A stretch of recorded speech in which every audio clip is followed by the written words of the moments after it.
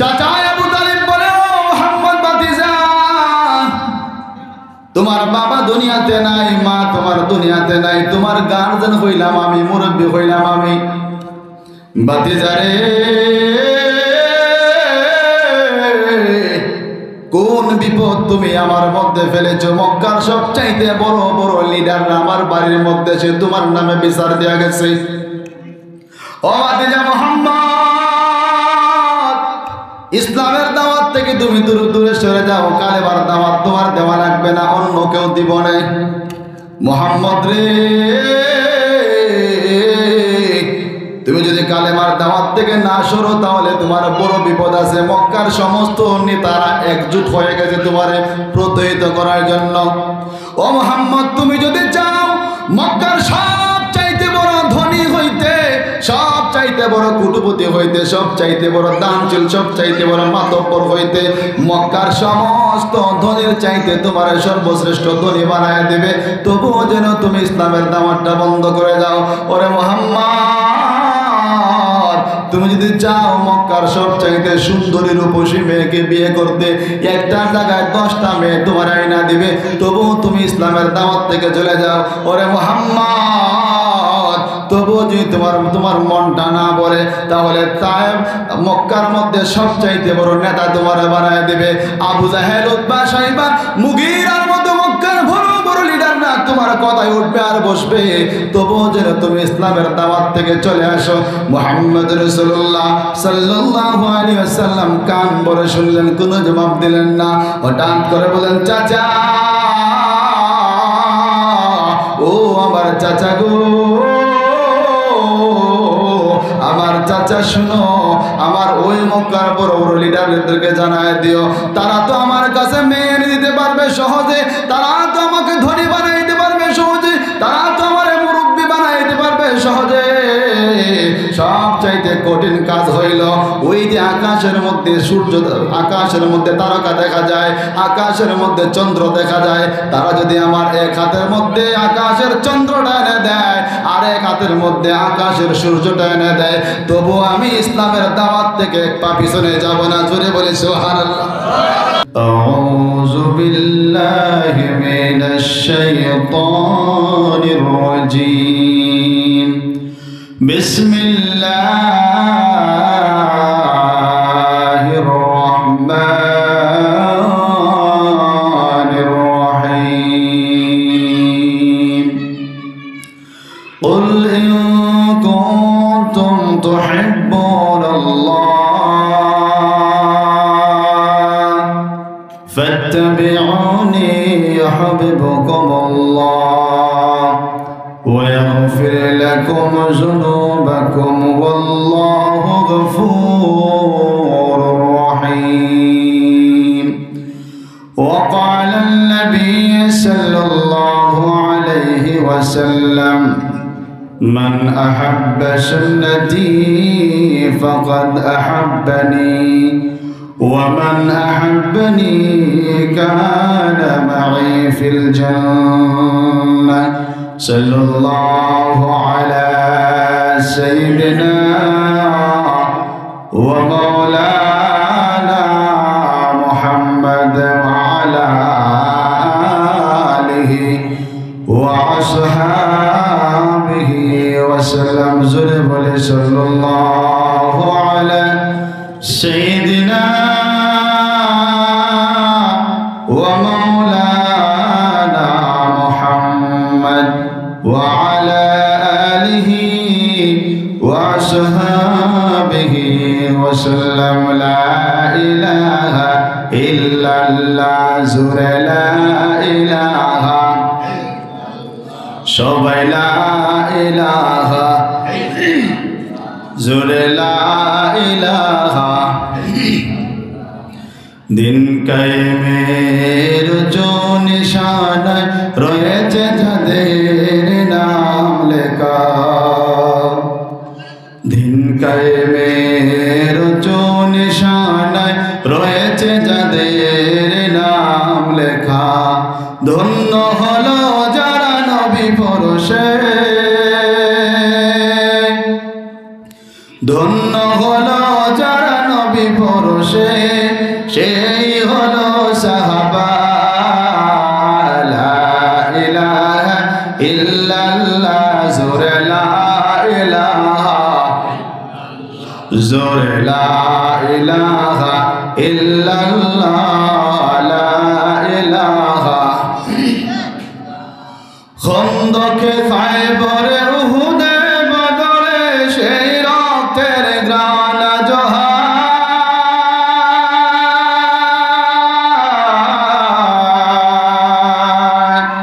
দজলা ফোড়াতে চেলামের প্রান্তে ঢেউ তুলে আজনের দরিয়ায় খন্দকে খায়বরে উহুদে বদরে সেই রক্তের গ্রাণ জোহার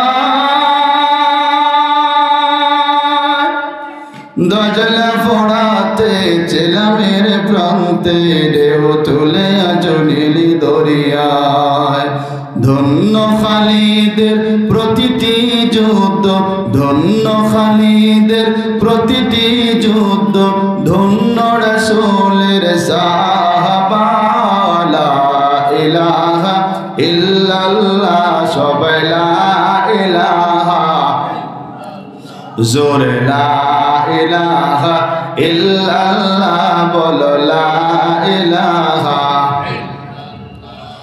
যুগে যুগে ইসলাম উত্থান পতনে কত যে রক্তে স্রোতে ভেসেছে কারবালা রঞ্জিত হোসেনের রক্তে কত তীর তার হাতে বেঁধেছে যুগে যুগে ইসলাম উত্থান পতনে কত যে রক্তে স্রোতে ভেসেছে কারবালা রঞ্জিত হোসেনের রক্তে কত তীর তার হাতে বেঁধেছে প্রতিটি ধুলে কণা থেকে যায় সোনা প্রতিটি ধুলে কণা থেকে যায় সোনা ও হাতে দে তারা মারহাবা লা ইলাহা ইল্লাল্লাহ লা ইলাহা জোরে লা ইলাহা ইল্লাল্লাহ লা ইলাহা লা ইলাহা ইল্লাল্লাহ মুহাম্মাদুর রাসূলুল্লাহ সাল্লাল্লাহু আলাইহি ওয়াসাল্লাম আজিমনগর ইসলামী কিশোর ও যুব কাফেলার উদ্যোগে সপ্তম বার্ষিকী তাফসীর কুরআন ইসলামী মহাসম্মেলনের বর্তমান অধিবেশন চলিত অধিবেশনের সম্মানিত সভাপতি সাহেব উপস্থিত প্যান্ডেলের নিচে আমার যুবক ভাইরা মাইকের আওয়াজ যতদূর পর্যন্ত পৌঁছে পর্দার আড়ালে অবস্থানরত আমার পর্দাশীল নেককার মা ও বোনেরা আল্লাহ তাআলার দরবারে লাখ কোটি শুকরিয়া আদায় করি যিনি আমাদেরকে এই কনকনে শীতের মধ্যে শীতের রজনীতে ভয়কে জয় করে আল্লাহর বাণী শোনার জন্য কোরআনের মাহফিলে আসার তৌফিক দান করেছেন এই জন্য আল্লাহর দরবারে হৃদয়ের গহীন থেকে জুড়ে সুরে কালিমাতে শুকরিয়া আদায় করি বলি আলহামদুলিল্লাহ আরো জোরে বলি আলহামদুলিল্লাহ কারণ যেই সমস্ত মানুষ আল্লাহ তাআলার কুদরতি নেক দৃষ্টির মধ্যে পড়ে তাদেরকে দিয়াই আল্লাহ তাআলা দুনিয়ার মধ্যে ভালো কাজ করায় নয়তো এই আজিমনগর অসংখ্য গণিত মানুষ হাজার হাজার মানুষ এই কয়েকজন মানুষকে আল্লাহ তাআলা কবুল করেছেন এর কারণ হইল বোঝা গেল আল্লাহ রাব্বুল আলামিন নিশ্চয়ই আমাদের উপর রহমতের নজর দিয়েছেন বলে সুবহানাল্লাহ কারণ রাসূল সাল্লাল্লাহু আলাইহি ওয়াসাল্লাম বলেন যে এখানে কোরআনের আলোচনা করা হয় হাদিসের আলোচনা করা হয় আল্লাহর জিকির হয় তাসবিহ তাহলিল হয় ওইখানে আল্লাহর পক্ষ থেকে একদল ফেরেশতা ওই সমস্ত শ্রোতাদেরকে বেষ্টনী দেয়া পাহারা দেয় সুবহানাল্লাহ বলে তাহলে আমাদের বিশ্বাস আছে আমাদের চতুর্দিকে ফেরেশতা আছে কিনা? নাই। ফেরেশতাদের সংখ্যা যদি বলি এটা আরেকটা লাইন, তারপরও ফেরেশতাদের আলোচনা সামনে যেহেতু চলে এসেছে দুই একটা কথা বলি। আল্লাহ রাসূল সাল্লাল্লাহু আলাইহি ওয়াসাল্লামকে সাহাবায়ে কেরাম জিজ্ঞেস করলেন, ওগো আল্লাহর হাবিব, ফেরেশতাদের সংখ্যা কেমন? কত হাজার, কত লক্ষ, কত কোটি, মিলিয়ন, কিলিয়ন যা আছে। রাসূল সাল্লাল্লাহু আলাইহি ওয়াসাল্লামও জানেন না ফেরেশতাদের সংখ্যা কত।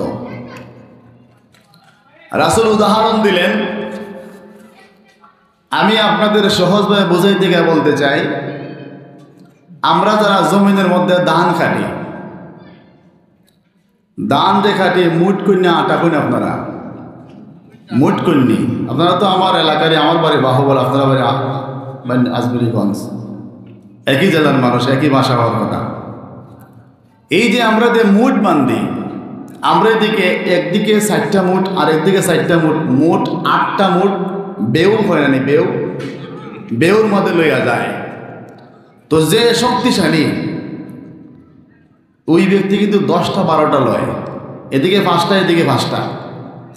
ওই সময় দেখবেন তো যখন এই ধানের মুঠ লিয়া যায়, বাড়িতে আইতাছে ওই হাওয়ার থেকে দুই দিকে ধানের মুঠ, মাঝখানে কাদের মধ্যে তার লইছে, আর দুই দিকে দৌড়তেছে, হেলতেছে, দুলতেছে, আর বেও শুধু এভাবে দুই সাইডে দুলতেছে। বোঝা যায় যে কোন সময় জানি বেও ভাঙ্গে যাইব গা, ঠিক কিনা? কিন্তু বেও কি ভাঙ্গেনি? যে দূর থেকে থেকে হে মনে করে কোন সময় জানি বেও ভাঙ্গা পড়ে, যেভাবে বোঝা লইছে। কিন্তু যার কাদের মধ্যে আছে সে তো বুঝে ভাঙবে না, এটা মজবুত আছে, আমি জানি, আমি এটা নিয়ে প্রতিদিনই কাজ করি। রাসূল সাল্লাল্লাহু আলাইহি ওয়াসাল্লাম বলেন, ঠিক তেমনিভাবে আল্লাহর আরশের মধ্যে, আকাশের মধ্যে এমন পরিমাণ ফেরেশতা, ফেরেশতাদের ভরে আকাশ লেখলেখি কেতকেতি করে, বলি সুবহানাল্লাহ। এত বিশাল পরিমাণ ফেরেশতা। ওই সমস্ত ফেরেশতাদের থেকে আল্লাহ রাব্বুল আলামিন অসংখ্য ফেরেশতাদের দ্বারা আমাদেরকে রহমতের ছায়াতলে বসার সুব্যবস্থা করেছেন। রহমতের ফেরেশতারা আমাদের জন্য প্রতি সেকেন্ডে সেকেন্ডে আমাদের উপর রহমত নাজিল করতেছে, সুবহানাল্লাহ। যারা বাড়িতে বসে আছে তারা কি রহমতের মধ্যে আছে? আজকে যদি গানের আয়োজন হইতো, সোনা বন্ধু তুই আমারে করলে রে দিওয়ানা, বলি নাউজুবিল্লাহ, দিলে তো মানে না, আরো তো অনেকই আছে। প্যান্ডেল লাগতো না, সামিয়ানা লাগতো না, মাইক টেস্ট কিচ্ছু লাগতো না, কোন শীতের মধ্যে দাঁড়ায় থাকতো, গান শুনতো, ঠিক কিনা? ঠিক না? কিন্তু আল্লাহ রাব্বুল আলামিন যদি সবাইরে হেদায়েত দেয়া দিত, তাহলে রাসূলে ইসলামের দাওয়াত দিল না খানে। ঠিক তেমনিভাবে আপনাদের আজমেরিগঞ্জ এইখানে যে মাহফিল আমরা বসতে পেরেছি, যাদেরকে আল্লাহ তাআলা কবুল করেছেন, আমাদেরকে যে আল্লাহ তাআলা মায়া করে, স্নেহ করে কবুল করেছেন, এই জন্য আবার বলি আলহামদুলিল্লাহ। প্যারে হাজরিন, আমি আপনাদের সামনে মহাগ্রন্থ আল কোরআনুল কারীম থেকে একখানা আয়াত তেলাওয়াত করেছি। বিশ্বনবী সাল্লাল্লাহু আলাইহি ওয়াসাল্লামের হাদিস থেকে একখানা হাদিসও পাঠ করেছি। অল্প সময়ের ভিতরে কোরআন এবং হাদিসের আলোকে আমি আপনাদের সামনে কিছু কথা বলবো। আল্লাহ যেন আমাকে বলার, আপনাদেরকে শোনার তৌফিক দান করেন, সকল বলি আমিন। আমার তেলাওয়াতকৃত আয়াতে আল্লাহ রাব্বুল আলামিন রাসূলের গুণগান গাইছেন, রাসূলের মহব্বত বাড়ায় দিয়েছেন। আমরা সবাই রাসূলের মহব্বত করি কিনা? করি না? আজকে এক পার্টি আছে যারা তথাকথিত সুন্নি, তারা বলে তারাই শুধু রাসূলকে মহব্বত করে, আমরা মহব্বত করি না। বাস্তবে দেখা যায় রাসূলকে মহব্বত করে একমাত্র কওমি উলামায়ে কেরাম এবং কওমি জনতা, ঠিক না? কারণ যতদিন যেখানে যত সময় যে কোনো জায়গায় বাংলাদেশের মধ্যে রাসূলকে নিয়ে কটূক্তি করেছে, কোনো বিশ্রী ভাষায় কথা বলেছে, সর্বপ্রথম বাংলাদেশের কওমি উলামায়ে কেরাম এবং কওমি জাতের মানুষরাই তার প্রতিবাদ করেছে, ঠিক না? আল্লাহ তাআলা কোরআনুল কারীমের মধ্যে বলেন, কুল ইন কুনতুম তুহিব্বুনাল্লাহ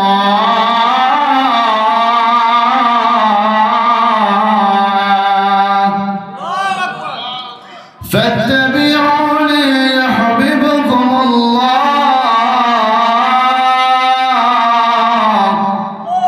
ويغفر لكم ذنوبكم والله غفور رحيم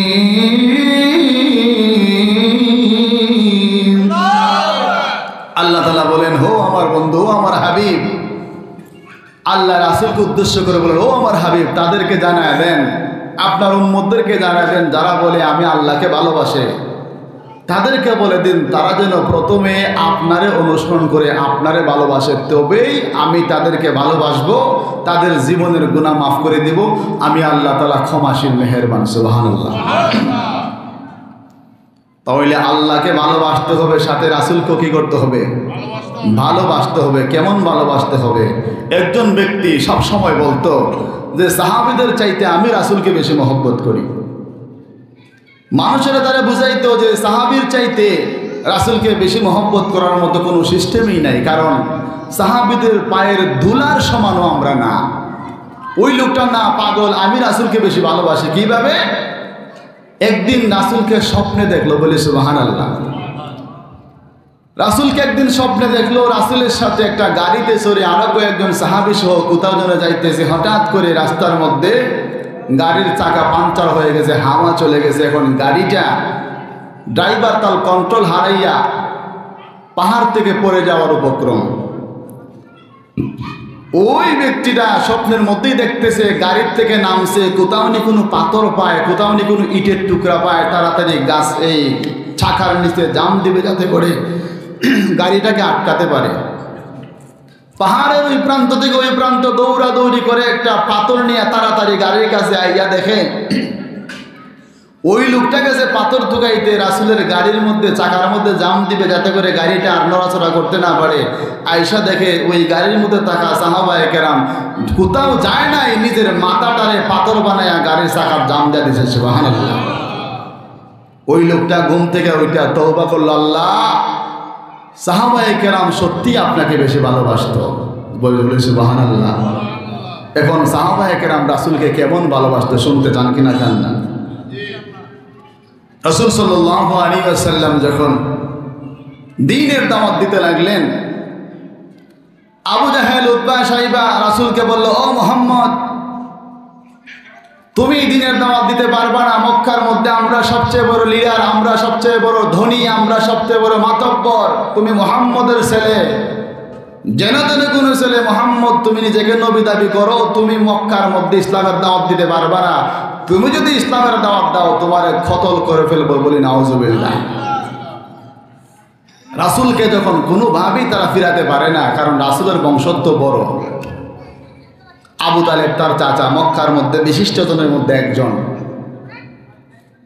তারা যখন রাসূলকে কালিমার দাওয়াত থেকে ফিরাতে পারে না, একদিন রাত্রে মুরব্বী যারা আছে মক্কার, বন্ড মুরব্বী, মূর্খ মুরব্বী, অশিক্ষিত মুরব্বী, আবু জাহেল, উতবা, শাইবা, মুগীরার মতো, তারা রাতের বেলায় মুহাম্মদের গার্জেন, মুহাম্মদের চাচা আবু তালেবের কাছে গেছে, গিয়া বলে, ও মুহাম্মদের চাচা আবু তালেব, মুহাম্মদের তো বাবা দুনিয়াতে নাই, মাও দুনিয়াতে নাই, বিচার দেওয়ার কোনো জায়গা নাই, আপনি যেহেতু তার চাচা, এই হিসাবে আপনি তার গার্জেন, আপনি মুহাম্মদকে সতর্ক করে দিবেন যাতে ইসলামের দাওয়াত না দেয়, আর মুহাম্মদকে কয়েকটা অফার দিবেন, সেই অফার যদি কবুল করে তাহলে আমরা বাঁচলাম, আমাদের ধর্ম আমরা শান্তিতে পালন করতে পারলাম।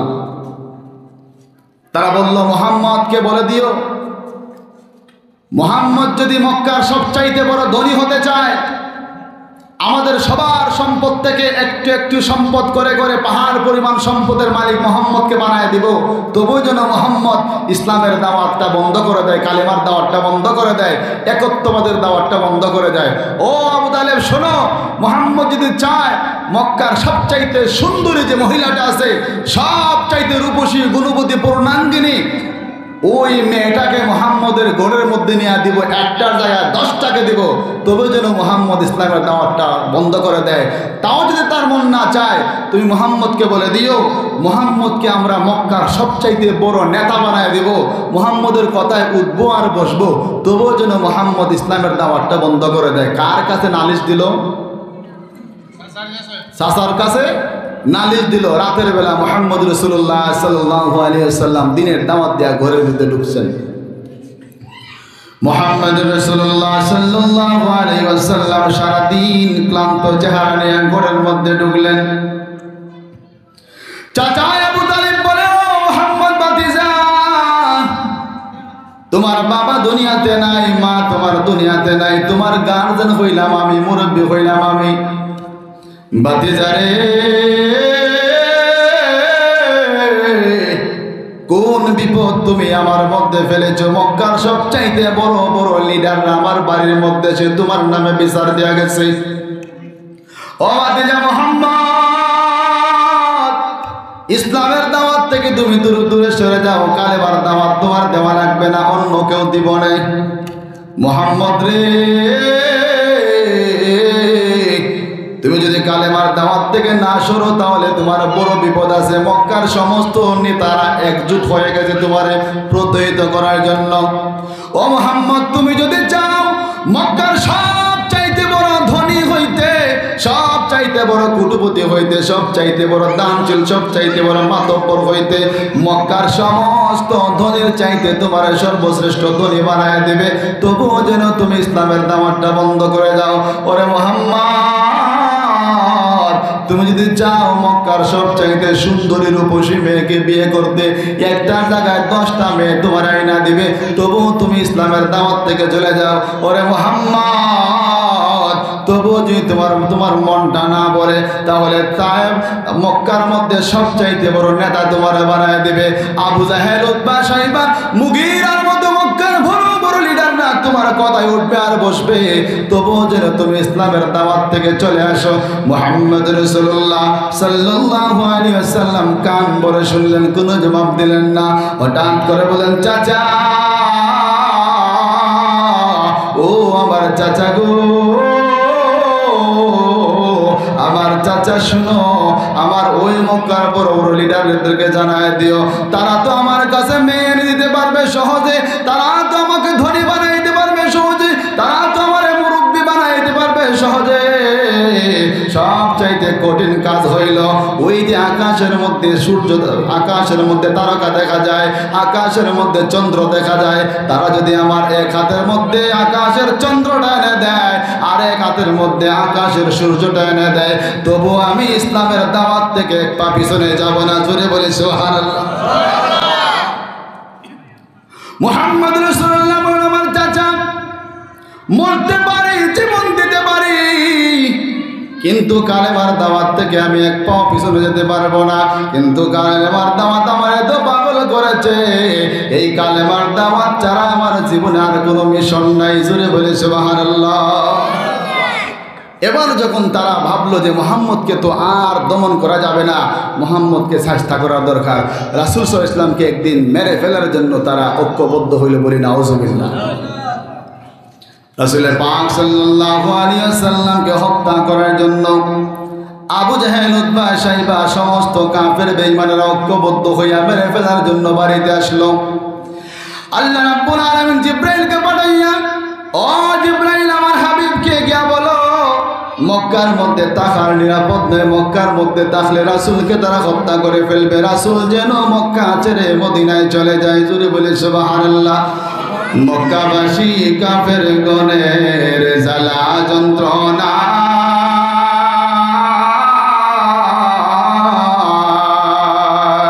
হিজরত করিয়া নবী গেলেন মদিনায়।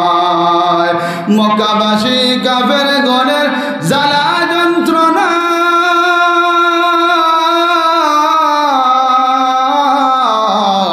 হিজরত করিয়া নবী গেলেন মদিনায়। জোরে বলি মারহাবা। রাসূল নিরাপদে আল্লাহ তাআলার আদেশ পালন করতে গিয়া মক্কা ছাইরা মদিনায় চলে গেছে। মদিনায় যাওয়ার পরে যখন যুগে যুগে যুগে যুগে মানুষেরা ইসলামের ছায়াতলে আসতেছে, মক্কা থেকে আবু জাহেল, উতবা, শাইবা বলে মুহাম্মদকে মদিনার থেকে মক্কা থেকে তাড়ায় দিছি, মদিনার মধ্যে গিয়ে আবার ইসলামের দাওয়াত দেওয়া শুরু করেছে। মুহাম্মদকে এবার আর তার কথা দেওয়া বোঝানো যাবে না, তার সাথে জিহাদের ডাইরেক্ট যুদ্ধের ঘোষণা করে দাও। রাসূল সাল্লাল্লাহু আলাইহি ওয়াসাল্লামের সাথে জিহাদের ঘোষণা করে দিল। যুদ্ধের ঘোষণা করে দিল। রাসূল পাক সাল্লাল্লাহু আলাইহি ওয়াসাল্লামের কাছে অল্প সংখ্যক সাহাবী, মাত্র 313 জন সাহাবী। ওইদিকে কাফেরের সংখ্যা হইল 1000। কয় হাজার? কাফেরের সংখ্যা হইল 1000। এর মধ্যে আবু জাহেল আছে, বড় বড় লিডাররাও আছে। রাসূল সাল্লাল্লাহু আলাইহি ওয়াসাল্লাম চিন্তায় পড়ে গেলেন, হায়রে নতুন নতুন মুসলমান হয়েছে, হঠাৎ করে কাফেরদের সামনে যুদ্ধের ময়দানে তলোয়ার নিয়ে দাঁড়ালে যদি মুসার উম্মতের মধ্যে পালিয়ে যায়, অথবা যদি জিহাদের ময়দানে সমস্ত মুসলমান শহীদ হয়ে যায়, আমি কালেমার দাওয়াত কারে নিয়ে দিব? রাসূল যখন চিন্তা করতেছেন, এর মধ্যে আনসারদের একজন দাঁড়ায় বললাম, ও আল্লাহর হাবিব, চিন্তা করেন কেন গো, টেনশন করেন কেন গো? আপনার চেহারাটা মলিন হয়ে গেছে, আপনি কেন টেনশন করতেছেন? আপনি কি মনে করেছেন আমরা মুসার উম্মতের মতো বিপদের মধ্যে ফেলে, আমরা যেভাবে মুসা যেভাবে বিপদের মধ্যে ফেলে তার উম্মতেরা চলে গিয়েছিল, আমরা চলে যাব না? কাফের বেঈমানেরা যখন আপনার ডান দিকে আপনাকে আক্রমণ করবে, আমরা ডান দিকে গিয়ে আপনাদের বুকটা পেতে দিব, তীরটা আমাদের তলোয়ারটা আমাদের বুকের মধ্যে গাঁথবে। বা কাফেররা যখন বাম দিকে আপনাকে আক্রমণ করবে, আমরা বাম দিকে গিয়ে বুকটা পেতে দিব, বুকের মধ্যে আমাদের তীর দুলবে।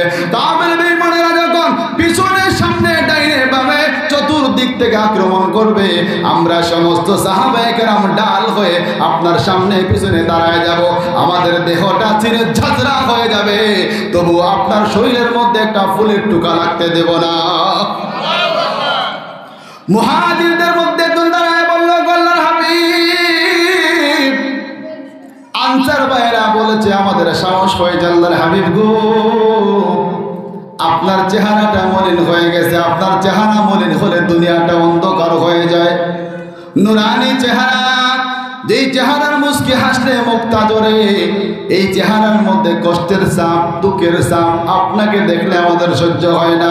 আল্লাহর হাবিব, আনসাররা যেভাবে বলেছে ডাইনে ভাবে সামনে পিছনে তাকাবে, কাফের বেঈমানেরা যখন আপনারে বাম দিকে আক্রমণ করবে, বাম দিকে আমরা বুকটা পেতে দিব, ডান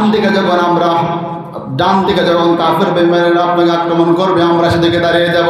ডাইনে বামে সামনে পিছন থেকে চতুর্দিক থেকে যখন তারা আপনাকে আক্রমণ করবে, আমাদের বুকটা পেতে দিব, আমাদের কলিজা ছিঁড়ে পিছন দিকে তলোয়ারটা বেরিয়ে যাবে, তবু আপনার শরীরের মধ্যে একটা ফুলের টুকা লাগতে দেব না। এবার রাসূল মুসমুসাইয়া হাসেন, সুবহানাল্লাহ বলি। কারণ রাসূলের সাহস বাড়ছে কিনা? বাড়ছে না? রাসূল মনে মনে ভাবছিলেন যে আমার অল্প সংখ্যক সাহাবী, মাত্র 313 জন, এই সমস্ত সাহাবীদেরকে নিয়ে 1000 সৈন্যের সাথে কেমনে যুদ্ধ করবো? 313 জন সাহাবী, তাও তাদের হাতের মধ্যে অস্ত্র নাই, কারো হাতে পুরানা একটা তলোয়ার, কারো হাতে জঙ্কার পরা তলোয়ার, কারো হাতে খেজুরের ডাল। বলি সুবহানাল্লাহ। রাসূল সাল্লাল্লাহু আলাইহি ওয়াসাল্লাম চিন্তার মধ্যে পড়ে গেছিলেন, কিন্তু সাহাবায়ে কেরামের হুঙ্কারে রাসূলের মনটা ভরে গেল। সুবহানাল্লাহ বলি। ও আস্তিগঞ্জের বাইরে শোনো, রাসূল 1400 বছর আগে দুনিয়া থেকে চলে গেছে, সাহাবায়ে কেরাম যে ভালোবাসা দেখাইছে, এখন যদি পৃথিবীর কোন বুকে, বাংলার কোন বুকে কোন নাস্তিক আমার আল্লাহ এবং রাসূলকে কটূক্তি করে, আমরা যারা মুসলমান আছি তাদের বিরুদ্ধে গর্জে উঠবো, আমাদের জীবনটা বিলিয়ে দিব, তবুও রাসূলের অপমান সহ্য করবো না। বলেন ঠিক কিনা? কারণ আমার সন্তানের আগে আমার রাসূল, আমার বাবার আগে আমার রাসূল, আমার মায়ের আগে আমার রাসূল, আমার দান সম্পদ বাড়ি গাড়ি সব কিছুর চাইতে সর্ব আগে আমার রাসূল। জোরে বলেন ঠিক কিনা? এই জন্য আল্লাহ তাআলা বলেন, কুল ইন কুনতুম তুহিব্বুনাল্লাহ ফাত্তাবিউনি ইউহিব্বুকুমুল্লাহ।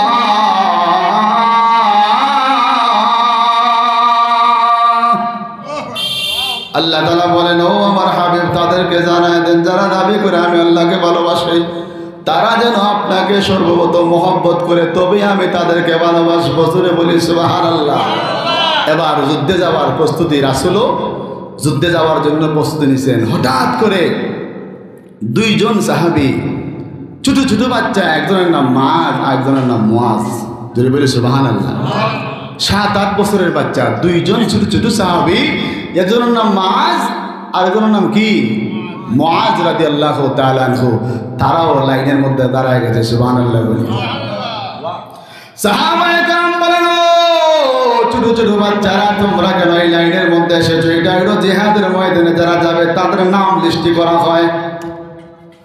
তোমরা তো বয়সে ছোট, তোমাদের বয়স তো কম, তোমরা লম্বাও না, হাইটেও ছোট, তোমরা জিহাদের ময়দানে গেলে তলোয়ারটা ধরতে পারবে না, তোমাদের চাইতে তলোয়ার আরো বেশি লম্বা। তোমরা কিভাবে জিহাদের ময়দানে যাবে? রাসূল তো তোমাদেরকে জিহাদের ময়দানে যাওয়ার পারমিশন দিবেন না। ওই দুই ভাই বলে, ও সাহাবায়ে কেরাম, বাড়ির মধ্যে মাকে বলে এসেছি গো মা, রাসূলের সাথে কাফের বেঈমানেরা যুদ্ধ করবে, বদরের যুদ্ধ সংগঠিত হবে। যদি জিহাদের ময়দানে আমরা শহীদ হয়ে যাই, যদি গাজী হয়ে ফিরে আসি, তুমি গাজীর মা হবা। আর যদি জিহাদের ময়দানে গিয়ে শহীদ হয়ে যায়, কাল হাশরের ময়দানে আল্লাহ রাব্বুল আলামিন তোমার শহীদের মা হইয়া দাঁড় করাবেন। সুবহানাল্লাহ।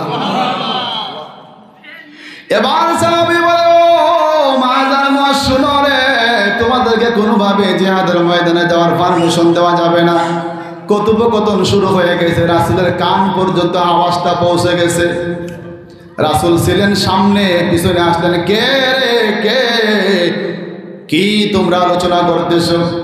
সাহাবী বলে, আল্লাহর হাবিব, দেখেন না গো, ছোট ছোট দুইটা বাচ্চা জিহাদের ময়দানে যাওয়ার জন্য এসেছে। রাসূল বলে, ও আমার উম্মতরা শোনো, তোমরা কার সন্তান, কার ভাই, কার বোন আমি তো তোমাদেরকে চিনি না, কিন্তু তোমরা আমার জন্য তো মহব্বত, আমার জন্য জীবন দেওয়ার জন্য ছোটবেলায় জিহাদের ময়দানে যাওয়ার জন্য চলে এসেছো, তোমাদেরকে তো জিহাদের ময়দানে নেওয়া যাবে না। ওই দুইজন সাহাবী বলে, আল্লাহর হাবিব, জিহাদের ময়দানে না যাওয়া পর্যন্ত বাড়িতে ফিরে যাব না। জোরে বলে সুবহানাল্লাহ। এবার রাসূল বলেন, ঠিক আছে, তোমাদের দুইজনকে নেওয়া যাবে না, তোমাদের দুইজন থেকে একজনকে নিব, যার গায়ের মধ্যে শক্তি বেশি, যে বেশি পলোয়ান, যে ব্যক্তি শক্তিশালী বেশি, তার জিহাদের ময়দানে নিব। এবার বড় ভাই ছোট ভাইয়ের দিকে তাকায়, ছোট ভাই বড় ভাইয়ের দিকে তাকায়, কার শরীরের মধ্যে শক্তি বেশি? রাসূল বলেন, দুই ভাই কুস্তি লাগো। সুবহানাল্লাহ। আরো জোরে বলে সুবহানাল্লাহ। রাসূল বলেন, দুই ভাই কুস্তি লাগো, যে যারে নিচে পালাইতে পারবা, যে উপরে থাকবা, তার বুঝবো শক্তি বেশি, তার জিহাদের ময়দানে নিব। এবার দুই ভাই কুস্তি লাগছে, চতুর্দিকে সাহাবায়ে কেরাম দাঁড়ায় দাঁড়ায় দেখতেছে। বড় ভাই ছোট ভাইয়ের কুস্তি লাগায় পড়ে, বড় ভাই ছোট ভাইরে নিচে পড়ায় দিছে।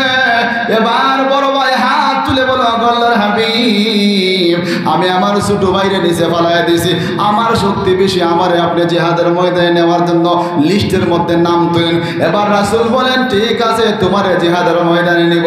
এবার ছোট ভাই নিচে পড়েছে, তার বড় ভাইরে কানে কানে বলে, ভাই, তুমি আর আমি না মার কাছে ওয়াদা করে এসেছি, দুই ভাই জিহাদের ময়দানে যাব, এখন তুমি আমারে রেখে জিহাদের ময়দানে যাবে কেমন করে? ও ভাই, তুমি আমার একবার নিচে ফেলাইছো, আল্লাহ রাসূল দেখছে তোমার শক্তি বেশি, একটি বারের জন্য আমারে তুমি একবার তোমার নিচে ফেলাইতে দাও, যাতে করে রাসূল মনে করো আমারও বেশি শক্তি আছে। রাসূল সাল্লাল্লাহু আলাইহি ওয়াসাল্লাম তাদের কথা শোনার পরে রাসূলের চক্ষু বেয়ে বেয়ে পানি পড়তেছে। বলে, ওরা আমার সাহাবী মাহাজার মুআজ, তোদের ভালোবাসা দেখে আমার কলিজাটা ভরে গেছে। ঠিক আছে, তোদেরকে আমি জিহাদের ময়দানে যাওয়ার জন্য পারমিশন দিয়া দিলাম। এবার সাহাবায়ে কেরামের সাথে ছোট ছোট দুজন সাহাবী জিহাদের ময়দানে যায়। বলে সুবহানাল্লাহ। জিহাদ সংগঠিত হয়ে গেছে বদরের প্রান্তে, হাজার হাজার কাফের বেঈমান, 1000 কাফের, তাদের কাছে উটও আছে, ঘোড়াও আছে, তলোয়ারও আছে, ধনুক আছে, যা অস্ত্রের মধ্যে যা লাগে সুসজ্জিত বাহিনী। আর রাসূল সাল্লাল্লাহু আলাইহি ওয়াসাল্লাম একজন সাহাবায়ে কেরাম বলতেছেন, ও আল্লাহর হাবিব, আমারে আপনি একটা লাঠি দেন, একটা তলোয়ার দেন, একটা অস্ত্র দেন। রাসূল ডাইনে বামে তাকায় দেখেন কোনো অস্ত্র নাই, একটা মরা খেজুরের ডাল তার হাতের মধ্যে তুইলা দিয়েছেন। ওই সাহাবী মরা খেজুরের ডাল হাতের মধ্যে নিয়ে বলে, আল্লাহর রাসূল, ওই মরা খেজুরের ডালটা মাটিতে পড়ে থাকা অবস্থায় মরা খেজুরের ডাল ছিল, যেই মাত্র আপনি আমার হাতের মধ্যে তুলে দিয়েছেন, আমি মনে করি এটা আমার জন্য জন্য তলোয়ার হয়ে গেছে। সুবহানাল্লাহ। কোন কাফের বেঈমান যদি আমার চোখের সামনে আসে, এই মোরা ডাল দিয়ে তার জান আমি জাহান্নামের মধ্যে পাঠিয়ে দিব। সুবহানাল্লাহ। এবার জিহাদের ময়দানের মধ্যে কাফের বেঈমানেরা সুসজ্জিত হয়ে দাঁড়িয়ে আছে। জিহাদ শুরু হয়ে গেছে, যুদ্ধ শুরু হয়ে গেছে, বাঁচা মরার লড়াই। কারণ রাসূল মক্কা ছেড়ে মদিনার মধ্যে আসলেন শান্তিতে বসবাস করবেন। রাসূল মদিনার মধ্যে এসে শান্তিতে বসবাস করতে দেয় না। বলা হয় যেটাকে পায়ের মধ্যে পাও দিয়া ঝগড়া করা।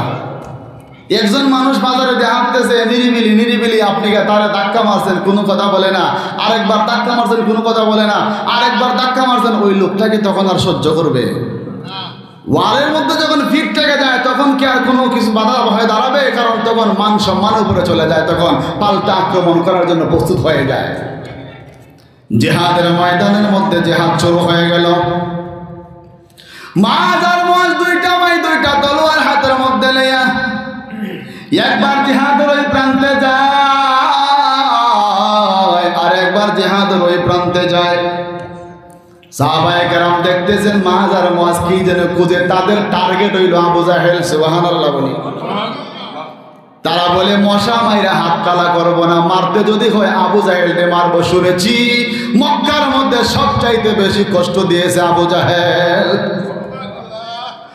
একজন সাহাবীকে বলতেছে, ও চাচা বলুন না গো আবু জাহেলকে, তার জীবনেও দেখি নাই, তার চেহারাটা একটু দেখায় দেন।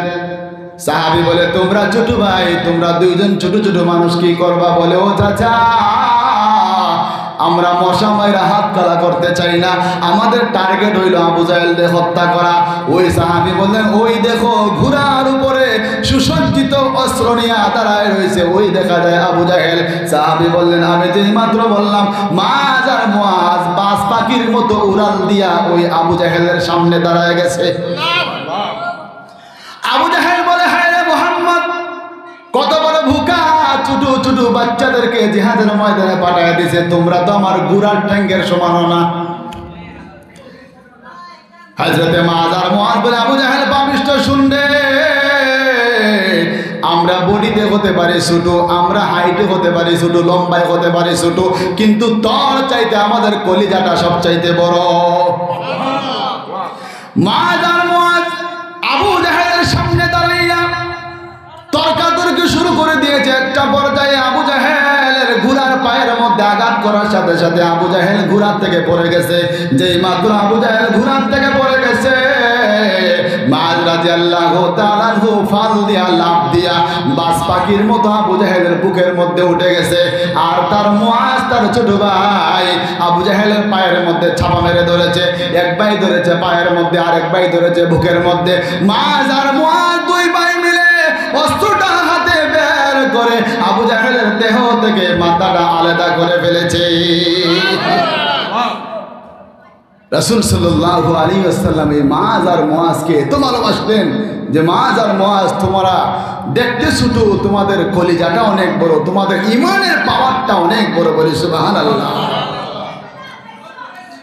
এই কারণে আমি বলতে চাই, ভাইয়েরা আমার, বন্ধুরা আমার, আমরা সবাই বলি রাসূলকে মহব্বত করি, আমরা সবাই বলি রাসূলের উম্মত, আমরা কিন্তু কাজের বেলায় উম্মতি দেখাই না।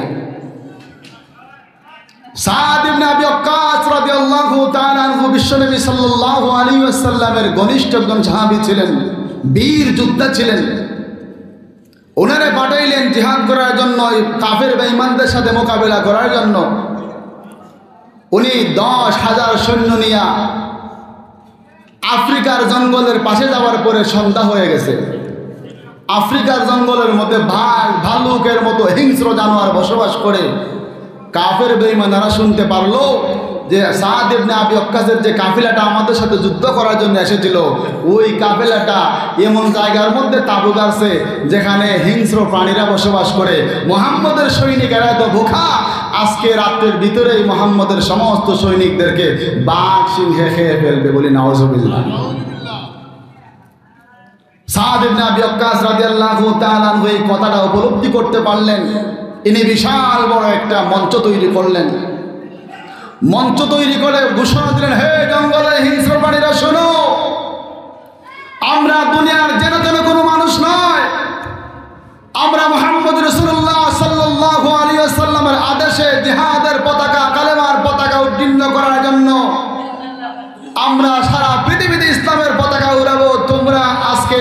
জঙ্গলের পাশে আমরা অবস্থান নিয়েছি, আমাদের স্বার্থে তোমরা এখান থেকে আজকের জন্য চলে যাও। সাদ ইবনে আবি ওয়াক্কাস রাদিয়াল্লাহু তাআলা আনহুর ঘোষণার পরে দেখা গেল সাহাবায়ে কেরাম লক্ষ্য করে দেখলেন বাঘের কাতারে বাঘ, সিংহের কাতারে সিংহ, সাপের কাতারে সাপ, যার যার বাচ্চা এবং ডিম মুখে নিয়ে সাহাবীদের এলাকা ছেড়ে নিরাপত্তার স্বার্থে অন্যত্র চলে গেছে। সুবহানাল্লাহ। ও মুসলমান, আমরা এখানে শুনতে চাই, মুসলমানরা বীরের জাতি, মুসলমানরা সিংহের জাতি। মুসলমানদের শরীরের মধ্যে বিড়ালের রক্ত নয়, মুসলমানদের শরীরের মধ্যে সিংহের রক্ত, বাঘের রক্ত, হযরত সাদ ইবনে আবি ওয়াক্কাসের রক্ত, আলীর রক্ত, ওমরের রক্ত, খালিদ ইবনে ওমরের রক্ত, শাহজালালের রক্ত। মুসলমানরা যেখানে দাঁড়িয়ে আল্লাহু আকবার দিবে, কোন নাস্তিক মুরতাদ বেঈমানেরা মুসলমানদের সামনে এক সেকেন্ড দাঁড়াতে পারবে না, ঠিক কিনা? কারণ মুহাম্মদ রাসূলুল্লাহ সাল্লাল্লাহু আলাইহি ওয়াসাল্লামের জন্য যারা নিবেদিত প্রাণ হয়ে গেছে তাদের আর কোনো ভয় নাই। আর কোনো ভয় আছে নি? ভয় হইল কাপুরুষের জন্য, মুসলমানদের কোনো ভয় নাই। এই জন্য রাসূল সাল্লাল্লাহু আলাইহি ওয়াসাল্লামের সাহাবায়ে কেরাম দৃষ্টান্ত স্থাপন করেছেন যে দেখো মুহাম্মদ উম্মতেরা কিয়ামত পর্যন্ত যারা আসবে, আমরা কেমনভাবে মুহাম্মদকে ভালোবাসতাম আর তোমরা কেমনভাবে রাসূলকে ভালোবাসো। বলে সুবহানাল্লাহ। দুনিয়ার মধ্যে রাসূল সাল্লাল্লাহু আলাইহি ওয়াসাল্লামকে আগমন করার পরে যুগে যুগে কয়েক লক্ষ, প্রায় 1,24,000 পয়গম্বর আল্লাহ তাআলা দুনিয়ার মধ্যে পাঠাইছেন দ্বীনের দাওয়াত দেওয়ার জন্য। কোন নবীরে পাঠাইছেন একটা অঞ্চলের জন্য, কোন নবীরে পাঠাইছেন একটা এলাকার জন্য, একটা বংশের জন্য, একটা গোষ্ঠীর জন্য। আর আপনার আমার নবীকে বানাইছেন গোটা পৃথিবীর জন্য। সুবহানাল্লাহ। আরো জোরে বলি সুবহানাল্লাহ। মুসা আলাইহিস সালাতু ওয়াস সালাম বানাইলেন বনি ইসরাইলের জন্য, কওমে লূতকে বানাইলেন কওমে লূতের জন্য। এভাবে বিভিন্ন নবীকে বিভিন্ন গোত্রের জন্য, বংশের জন্য, এলাকার জন্য, গ্রামের জন্য, শহরের জন্য নবী বানাইছেন। কিন্তু আল্লাহ রাব্বুল আলামিন আপনার আমার নবী মুহাম্মদ রাসূলুল্লাহ সাল্লাল্লাহু আলাইহি ওয়াসাল্লামকে গোটা পৃথিবীর জন্য নবী বানাইয়া ঘোষণা করেন, হে নবী, আপনি শুধু নবীই নয়, আপনি হলেন গোটা পৃথিবীর জন্য রহমত। জোরে বলি সুবহানাল্লাহ। আল্লাহ কোরআনের মধ্যে ঘোষণা করেন, ওয়ামা আরসালনাকা ইল্লা রাহমাতাল লিল আলামিন, ওয়ামা আরসালনাকা ইল্লা রাহমাতাল লিল আলামিন।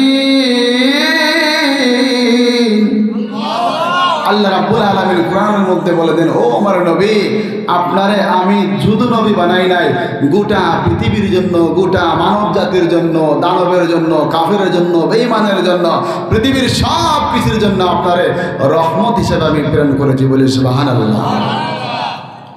তায়েফের ময়দানে বিশ্ব নবী সাল্লাল্লাহু আলাইহি ওয়াসাল্লামকে যখন কাফেররা মারে, কাফের বেঈমানেরা তায়েফের ময়দানে রাসূলকে যখন মারে, এমন মায়ের মারে যে মায়ের কোনো তুলনা হয় না। রাসূল সাল্লাল্লাহু আলাইহি ওয়াসাল্লাম রে বড়রাও মারতো, ছোটরাও মারে। একটা পর্যায়ে বড় বড় লিডাররা বলে, ওই দেখো মুহাম্মদ নামে পাগল যায়। বলে নাউজুবিল্লাহ। রাসূল সাল্লাল্লাহু আলাইহি ওয়াসাল্লাম দ্বীনের দাওয়াত দেওয়ার জন্য যখন যাইতেন, ছোট ছোট বাচ্চারা পাথর দেয়া রাসূলকে এটাইতো। আম্মা জানায় খাদিজা কুবরা রাদিয়াল্লাহু তাআলা আনহা বলেন, আমি প্রমাণ আমি দেখেছি, সারাদিন যখন রাসূল দ্বীনের দাওয়াত দেয়া বাড়িতে আসতেন, আমি দেখতাম রাসূলকে কাফেররা দিয়ে পাথর দিয়া পিটাইতো। ওই পাথরের আঘাতে রাসূলের সমস্ত শরীর রক্তাক্ত হয়ে পায়ের সাথে জুতা চট লেগে যাইতো।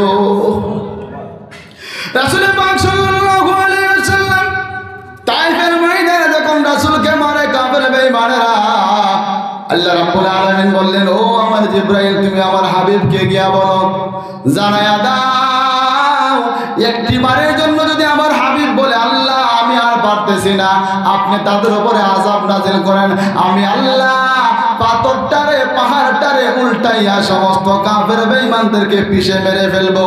রাসূল বলেন, ও জিবরাইল, তারা তো বুঝে না, বুঝে না, বুঝে না। তারা যদি আমারে বুঝতো তাহলে কি তারা আমারে মারতো? তাদেরকে যদি আল্লাহ তাআলা আযাব দিয়ে হত্যা করে ফেলেন, মেরে ফেলেন, আমি কালেমার দাওয়াত কার কাছে দিব? আমি কালেমার দাওয়াত কার কাছে দিব রে জিবরাইল? তারা আমারে মারুক না মারে, একবার না একবার তারা বুঝবে, ঠিক কিনা? বুঝবে কিনা? বুঝবে না। বোঝার কারণে আল্লাহ তাআলা যদি রাসূলের কথা অনুযায়ী, রাসূল যদি আল্লাহ তাআলাকে বলতেন আযাব দেওয়ার জন্য, আল্লাহ তাআলা আযাব দিয়া কাফেরদের 14 গোষ্ঠীর পিষে ফেলতেন, একটা মানুষও থাকতো না। তাহলে রাসূল কার কাছে দ্বীনের দাওয়াত দিতেন? রাসূল সাল্লাল্লাহু আলাইহি ওয়াসাল্লাম কোনো বদদুয়া করেন নাই। রাসূল বলেন আমি যদি বদদুয়া করি তাহলে তো তাদেরকে আল্লাহ তাআলা আযাব দিয়ে মেরে ফেলবেন, আমি কার কাছে দ্বীনের দাওয়াত দিব? জোরে বলি সুবহানাল্লাহ। চিনলে না রে মক্কার কাফের আমার নবীকে, চিনবে একদিন তোরা সবাই হাসরের মাঠে। ধন্য তোমার দোলাবালি, ধন্য তোমার কুল সোনার মদিনা, তোমার কোলে শুইলেন নবী আখির জামানা। ধন্য তোমার ধুলাবালি, ধন্য তোমার কুল সোনার মদিনা, তোমার কোলে শুইলেন নবী আখির জামানা। ঠিক না? চিনলে না রে মক্কার কাফের আমার নবীকে, চিনবে একদিন তোরা সবাই হাসরের মাঠে। উম্মত উম্মত বলে যেদিন, উম্মত উম্মত বলে যেদিন, আসবেন দৌড়িয়ার সোনার মদিনা,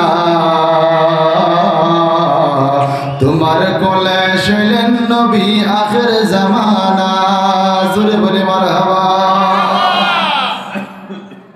এই জন্য আল্লাহ তাআলা বলেন ও আমার হাবিব, আপনাকে যারা ভালোবাসবে তাদেরকে আমি ভালোবাসবো, মহব্বত করে দেব। শুধু তাই না, তাদের জিন্দেগির সমস্ত গুনাহ খাতা আমি মাফ করে দেব। রাসূল সাল্লাল্লাহু আলাইহি ওয়াসাল্লামকে ভালোবাসতেন আরো সাহাবী, বলবো কিনা বলবো না? বিশ্বনবী সাল্লাল্লাহু আলাইহি ওয়াসাল্লাম বদরের যুদ্ধের পরে বারবার রাসূলকে আক্রমণ করার জন্য যুদ্ধের ঘোষণা করা হইল। বেলাল হাবশী রাদিয়াল্লাহু তাআলা প্রতিদিন মসজিদের মধ্যে আযান দেয়, হাইয়া আলাস সালাহ,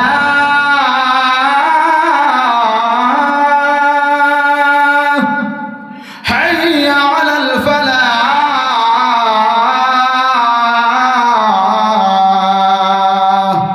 আসো নামাজের দিকে আসো, কল্যাণের দিকে আসো। বেলালে প্রতিদিন আযান দেয়, কিন্তু হঠাৎ করে বেলালে হাইয়া আলাস সালাহ বলে না, হাইয়া আলাল ফালাহ বলে না। হঠাৎ করে বেলালে বলে হাইয়া আলাল জিহাদ, হাইয়া আলাল জিহাদ। কে কোথায় আসো রে মদিনার লোকেরা? তাড়াতাড়ি আসো, জিহাদের দিকে আসো, জিহাদের দিকে আসো। কারণ রাসূলকে মেরে ফেলার জন্য কাফের বেঈমানেরা ঐক্যবদ্ধ হয়ে গেছে। রাসূলকে যদি না বাঁচাইতে পারি, রাসূল যদি দুনিয়া থেকে চলে যায়, আমরা কার চেহারা দেখবো, কার নূরানি চেহারা দেখবো? রাসূল যদি দুনিয়াতে না থাকে, আমাদের বেঁচে থাকার কোনো মূল্য নাই। সুবহানাল্লাহ। একজন মহিলা আগুনের মধ্যে গুনগুনাইয়া কান্দে। ছোট্ট একটা বাচ্চা গিয়া বলে, মা কেন গো, কি কারণে তুমি কান্দো? মা বলে, বাবা রে, প্রতিদিন বেলাল নামাজের জন্য আযান দেয়, হাইয়া আলাস সালাহ, হাইয়া আলাল ফালাহ। আজকে বলতেছে, ও মদিনার লোকেরা কে কোথায় আছো? হাইয়া আলাল জিহাদ, আসো রে জিহাদের দিকে আসো। ওরে আমার সন্তান, আমি এই জন্য কান্দি, আজকে যদি আমার বড় একটা সন্তান থাকতো, তাহলে আমি আমার সন্তানটারে জিহাদের ময়দানে পাঠাইয়া, জিহাদের ময়দানে শহীদ করাইয়া, কালকে আমাদের ময়দানে হাসরের মাঠে আমি শহীদের মা হিসেবে দাঁড়াইতে পারতাম। আরো আসতে বলেন সুবহানাল্লাহ। ওই বাচ্চা তখন বলে, মা গো, রাগ করো না গো, তোমার আমি একটা কথা বলি, মা শুনো গো, আমার বড় কোনো ভাই নাই, আমার বাবাও নাই, তাতে কি হয়েছে? তোমার মনের আশা আমি পূরণ করব, তুমি আমার নিয়ে চলো রাহমাতুল্লিল আলামিনের দরবারে। মা বলে, সন্তান রে তুই তো ছোট, তোরে তো লইয়া যাব কিভাবে, তুই তো নিজেই হাঁটতে পারিস না। বলে, মা গো, তোমার মনের মধ্যে যে ব্যথা আছে, তোমার মনের মধ্যে যে আকাঙ্ক্ষা আছে, তোমার মনের মধ্যে ইচ্ছা আছে, আমি সন্তান হইয়া তোমার মনের আশা আমি পূরণ করতে চাই। মা বলে, সন্তান রে আজকে যদি রাসূলে মহিলাদেরকে জিহাদের ময়দানে যাওয়ার জন্য অনুমতি দিত, তাহলে সবার আগে আমি আমার নামটা জিহাদের জন্য লিস্টি করাইতাম। এবার বিশ্বনবী সাল্লাল্লাহু আলাইহি ওয়াসাল্লামের কাছে ছোট্ট সন্তানটারে মা কুলের মধ্যে নিয়ে রাসূল যেখানে সাহাবায়ে কেরামদেরকে লিস্ট করতেছেন, ওইখানে ওই মহিলাটা চলে গেলে, বলি সুবহানাল্লাহ। ওই মহিলাটা সন্তানটারে কুলের মধ্যে নিয়ে সাহাবায়ে কেরামের লাইনের মধ্যে দাঁড়ায় গেছে। একজন সাহাবী বলে, মা কে গো, কোথায় থেকে এসেছো? মহিলাদেরকে জিহাদের দেওয়ার জন্য পারমিশন নাই, এটা হইল পুরুষদের লাইন। মহিলাটা বলে, ওরে সাহাবী, আমার যদি জিহাদের ময়দানে যাওয়ার জন্য পারমিশন দিত তাহলে তো আমি আগে আসতাম। আমি জানি না জিহাদের ময়দানে মহিলাদেরকে নেওয়া হয় না। আমি আমার ছোট্ট বাচ্চাটাকে রাসূলের কাছে দেওয়ার জন্য এসেছি। সাহাবায়ে কেরাম বলে, মা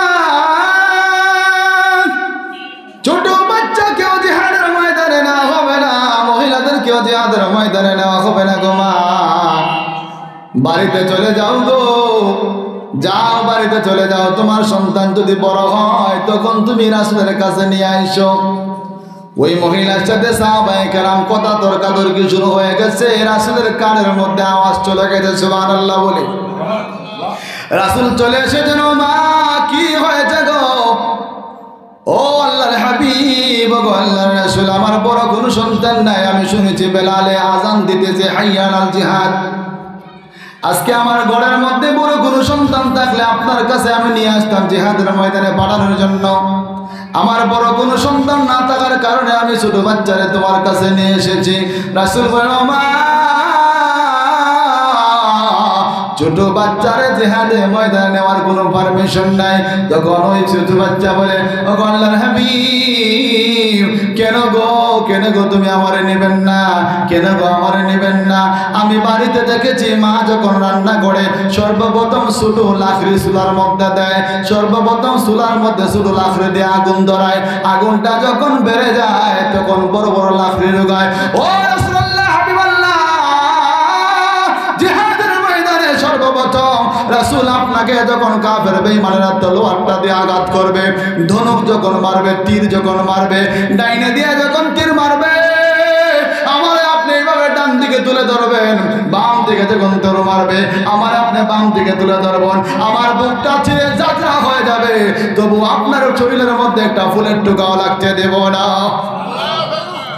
রাসূল বলেন, না রে না, তোমার জিহাদের ময়দানে নেওয়া যাবে না। ওই ছোট্ট বাচ্চা যখন পিরাপিরি করতেছে, আল্লাহ রাব্বুল আলামিন জিবরাইলে পাঠিয়ে দেন, জিবরাইল রে